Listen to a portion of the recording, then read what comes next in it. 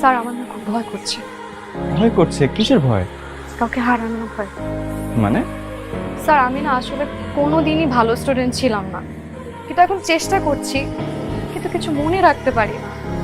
Sir আপনি আমাকে এতদিন যা যা পড়িয়েছেন আমার কিছু মনে নেই। 4 মাস পরে বোর্ড পরীক্ষা, অথচ দেখেন এতদিন কি কি পড়ছে আমার কিছু মনে নেই। স্যার আমি এবার নির্ঘাত ফেল করবো। হ্যাঁ বাবা, পাস ফেল নিয়ে এত চিন্তা করলে হবে না।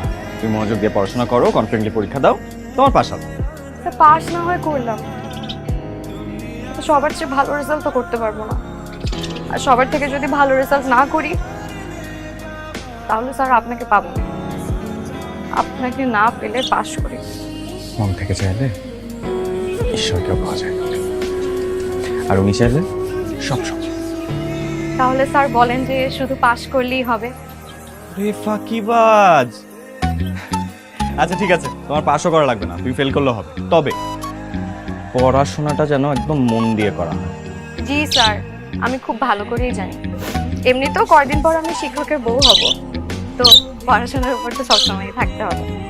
চলেন পড়ি।